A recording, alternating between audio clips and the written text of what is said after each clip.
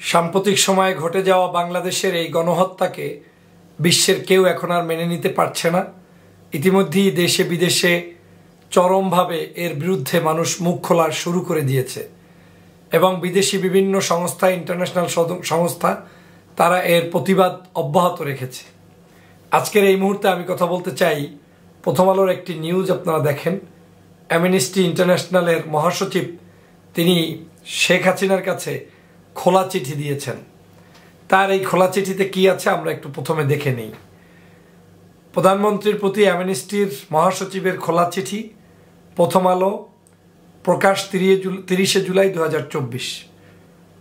কোটা সংস্কার আন্দোলন ঘিরে সংঘর্ষে প্রাণহানির ঘটনা নিয়ে পর্যবেক্ষণ ও কিছু দাবি তুলে প্রধানমন্ত্রী শেখ হাসিনার উদ্দেশ্যে একটি খোলা চিঠি লিখেছেন আন্তর্জাতিক মানবাধিকার সংস্থা অ্যামনেস্টি ইন্টারন্যাশনালের মহাসচিব অ্যাগনেস ক্যালামার্ক।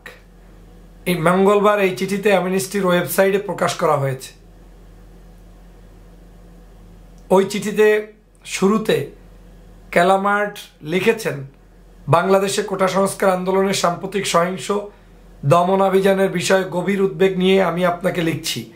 সহিংসতা বন্ধ, ন্যায় বিচার নিশ্চিত করা, বিক্ষোভের সময় 200 জনের বেশি মানুষের মৃত্যুর জন্য জবাবদিহি নিশ্চিত করতে জরুরি ও দৃঢ় পদক্ষেপ গ্রহণের জন্য আপনার প্রতি আহ্বান জানাচ্ছি। দেখেন, 200-র অধিক মানুষ মৃত্যুবরণ করেছেন, এটার সঠিক তথ্য শেখ হাসিনাও জানে না, বলে না, কিন্তু অ্যামনেস্টি ইন্টারন্যাশনাল তারা বলছেন যে আমরা যতটুকু জানি 200-র অধিক মানুষ মৃত্যুবরণ করেছেন, তার জবাব আপনাকে দিতেই হবে। তারপরে দেখেন, চিঠিতে ক্যালামার্ক লিখেছেন, বাংলাদেশের স্বরাষ্ট্রমন্ত্রী গত 28 জুলাই এক সংবাদ ব্রিফিংয়ে বলেছেন যে সহিংসতা 146 জন নিহত হয়েছে। যদিও বেসরকারি সূত্র যেমন প্রথম আলোর তথ্য অনুযায়ী সহিংসতায় কমপক্ষে 211 জনের মৃত্যু হয়েছে। এটা বাংলাদেশের ইতিহাসে সবচেয়ে প্রাণঘাতী বিক্ষোভ দমন অভিযানের অন্যতম হয়ে উঠেছে। বিক্ষোভ শান্ত করতে দেশজুড়ে পুলিশের পাশাপাশি র্যাব, বিজিবি ও সেনাবাহিনী মোতায়েন করা হয়েছে। অনেক বেশি মৃত্যুর এই সংখ্যা বিক্ষোভ ও ভিন্ন মতের প্রতি বাংলাদেশি কর্তৃপক্ষের চরম অসহিষ্ণুতার দুঃখজনক অধ্যায় হয়ে উঠছে। বিক্ষোভকারীদের উপর প্রাণঘাতী অস্ত্রের ব্যবহার সহ আইন বহির্ভূত শক্তি প্রয়োগে মানুষের বেঁচে থাকার অধিকারের প্রতি কর্তৃপক্ষের নিষ্ঠুর অবহেলা ও আইন প্রয়োগকারী কর্মকর্তারা দেশীয় ও আন্তর্জাতিক মানবাধিকার আইনের বাধ্যবাধকতা মেনে চলার ক্ষেত্রে শোচনীয় ব্যর্থতার পরিচয় দিয়েছে। অ্যামনেস্টি ইন্টারন্যাশনাল গত 10 দিনে বিক্ষোভ নিয়ন্ত্রণের ক্ষেত্রে কর্তৃপক্ষের গুরুতর মানবাধিকার লঙ্ঘনের ঘটনা পর্যবেক্ষণ ও তথ্য উপাত্ত সংগ্রহ করেছে। পৃথক 2টি ঘটনায় অ্যামনেস্টি ইন্টারন্যাশনাল তথ্য উপাত্ত যাচাই করেছে, যাতে 6 দিনের যোগাযোগ বিধিনিষেধ, ইন্টারনেট বন্ধ চলাকালে বিক্ষোভকারী শিক্ষার্থীদের উপর আইন বহির্ভূত বল প্রয়োগ, আইন বহির্ভূতভাবে প্রাণঘাতী ও কম প্রাণঘাতী অস্ত্রের ব্যবহারের বিষয় নিশ্চিত হয়েছে। ক্যালামার্ক লিখেছেন, আমরা দেখতে পেয়েছি আইন শৃঙ্খলা রক্ষাকারী বাহিনী বিক্ষোভকারী শিক্ষার্থীদের উপর থেকে গুলির বেআইনি ব্যবহার, শিক্ষার্থীরা আবদ্ধ স্থানে থাকা অবস্থায় সেখানে কাঁদানে গ্যাসের বিপজ্জনক ব্যবহার এবং একে ঘরানার অ্যাসল্ট রাইফেলের মতো প্রাণঘাতী অস্ত্রের নির্বিঘ্ন ব্যবহার হয়েছে। অ্যামনেস্টি আরও দেখতে পেয়েছেন যে ঢাকা বিশ্ববিদ্যালয়ের নিরস্ত্র ও শান্তিপূর্ণ বিক্ষোভকারীদের উপর ক্ষমতাসীন দলের ছাত্র সংগঠনের বাংলাদেশ ছাত্রলীগ BCL সহিংসতা চালিয়েছে। পরে ঢাকা মেডিকেল কলেজ হাসপাতালে চিকিৎসা নিচ্ছেন এমন শিক্ষার্থীদের উপর তারা হামলা করেছে। এই বিক্ষোভের মধ্যে গত 18 জুলাই সন্ধ্যা থেকে বাংলাদেশের মানুষ দেশজুড়ে ইন্টারনেট বন্ধ করে দেওয়ার বিষয়টি মুখোমুখি হয়েছে।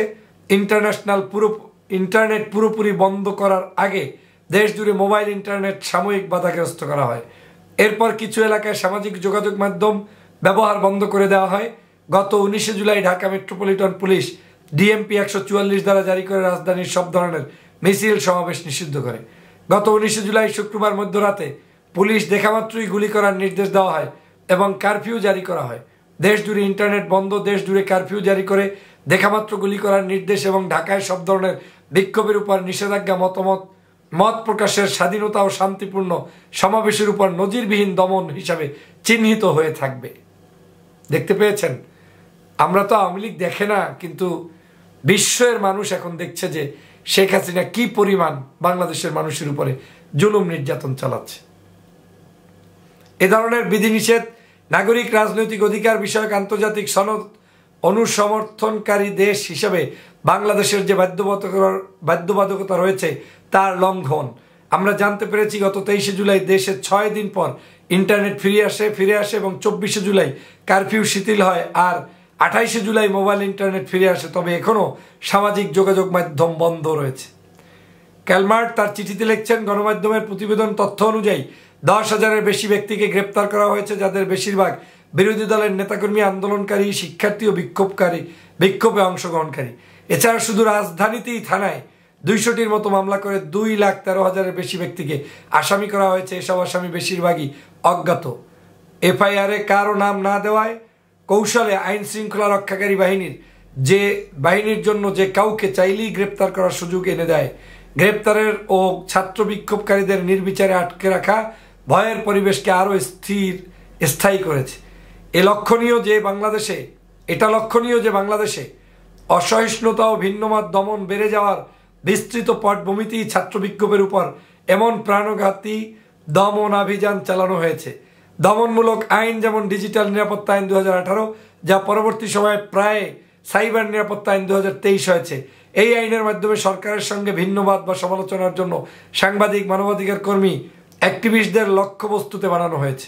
অ্যামনেস্টি ইন্টারন্যাশনাল ও জাতিসংঘ বিভিন্ন সংস্থার পক্ষ থেকে বাংলাদেশ সরকারের প্রতি আন্তর্জাতিক আইনের আওতাধীন বাধ্যবাধকতাগুলোকে প্রতি সম্মান দেখানো, মত প্রকাশের স্বাধীনতা, শান্তিপূর্ণ সমাবেশের অধিকার রক্ষা ও বিক্ষোভ নিয়ন্ত্রণের ক্ষেত্রে মানবাধিকার সমুন্নত রাখার পদ্ধতি অবলম্বনের আহ্বান জানানো হয়। তা সত্ত্বেও বাংলাদেশ সরকার বারবার আন্তর্জাতিক মানবাধিকার বাধ্যবাধকতা সমুন্নত রাখতে অনাগ্রহ দেখিয়েছে এবং সহিংসতা বন্ধে কোনো অর্থবহ পদক্ষেপ নিতে ব্যর্থ হয়েছে। এরই পরিপ্রেক্ষিতে অ্যামনেস্টি ইন্টারন্যাশনাল মহাসচিব অ্যাগনেস ক্যালামার্ট চিঠিতে বাংলাদেশ সরকারের প্রতি কিছু পদক্ষেপ নেওয়ার আহ্বান জানিয়েছেন।